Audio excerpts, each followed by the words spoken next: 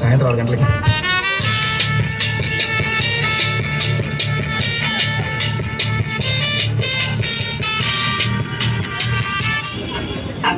Phone తీ.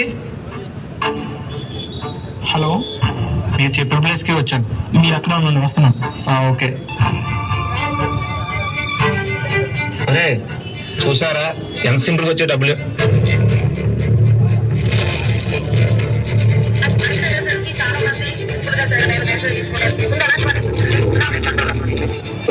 ఈ video చూసారా? ఈ టైంలో కానీ దొరికామా దోలు తీర్చేస్తారా? ఊరుకోరా, ఈ బొక్కలోకి ఎవడొస్తారు? వచ్చినప్పుడు చూసుకుందాం. అరే ఎవరో వచ్చినట్టు చూడండి రా. ఎవరా అక్కడ? పోలీసులు రా.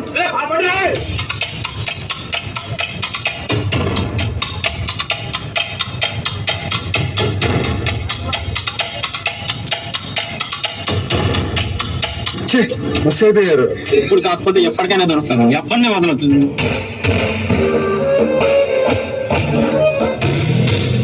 నాన్నైనా రాలేదు, నువ్వైనా వాటర్ పట్టాల్సింది కదరా.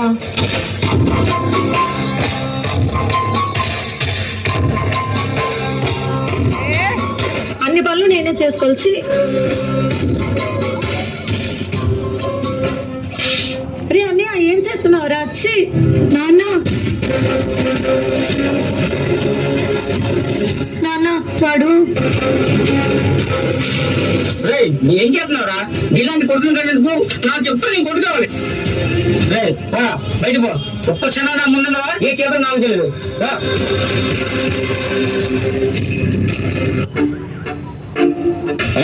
పేమెంట్ ఇచ్చిరా. రాయ్ ఇంకా బయలుదేరదామా? నానా నిన్న ఎవడక రమ్మండు? ఇంటికి రమ్మని చెప్పానా? ఎలాగపోతే చంపేస్తావా? చెప్పరా చెప్పు. నానా వెళ్ళమన్నప్పుడు వెళ్ళు, లేదంటే చంపేస్తాను. సరికి వెళ్ళు. రండిరా. సార్ ఏంట్రా ఇది?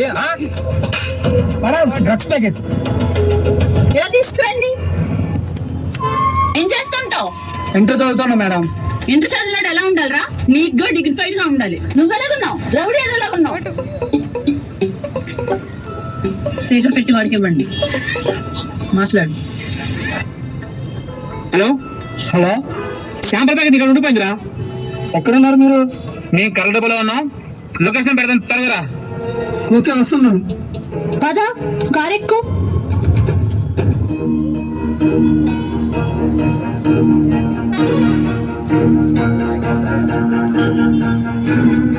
మీరు వీడిని పట్టుకోండి. శివగారు మీ సార్ కాల్ చేయండి. సార్ కాల్ చేశాను, వస్తున్నారు, వెయిట్ చేయమన్నారు. ఓకే. అయిపోయింది. ఎక్కడున్నారు వాళ్ళు? వాళ్ళు డిపోలో ఉన్నారు సార్. వీడెవడు? సార్ వీడి ద్వారానే వాళ్ళు దొరికారు సార్.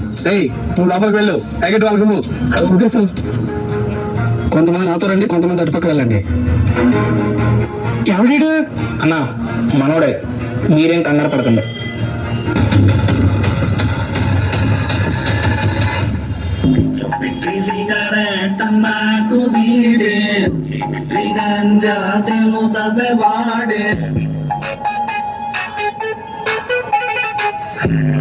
ಶಿವ ಶಿವ ಶಂಕರನ ನೋಡೆ ನೀಕು ಮಾಡಿದೆ ಗಾಂಜಾ ಮಾಡೆ.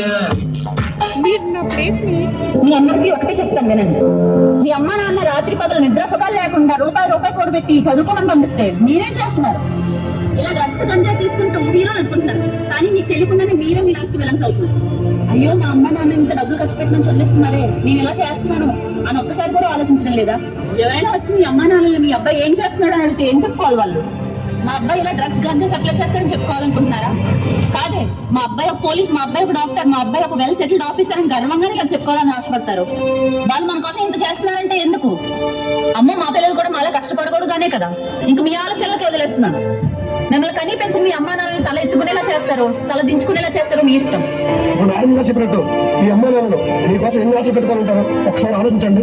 బోటంలో జవాన్లు ఇక్కడ మా పోలీస్ డిపార్ట్మెంట్ వాళ్ళు తిండి చెప్పలు లేకుండా రాత్రి పగలు కష్టపడుతున్నారు. ఎవరి కోసం? మీ అందరి కోసం, మన అందరి కోసం. అయినా మీరు 10 మందికి ఆదర్శంగా ఉండాలి కానీ 10 మందిని పాడు చేసే వాళ్ళు ఉండకూడదు. నాకు తెలిసి మీలో ఎవరు ఒకరికొకరు పరిచయాలు ఉండవు. అయినా ఇంతమంది కలిసి ఈ పని చేస్తున్నారు. ఈ చేసే ఒక సోషల్ సర్వీస్ చేయండి, ఒక దర్దన చేయండి, ఒక జీవితాన్ని కాపాడేవారు అవుతారు.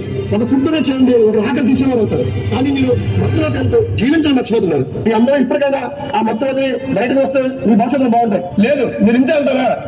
మైండ్ లో లాఠీ చేతితో పట్టుకుని మిమ్మల్ని ఎక్కడ తీసుకెళ్ళాలో అక్కడికే తీసుకెళ్తాం. పోలీస్ డిపార్ట్మెంట్ అంతా చేతులు జోడించి అడుగుతున్నాం, ఇప్పటికైనా మారండి, మారుతారని ఆశిస్తున్నాం.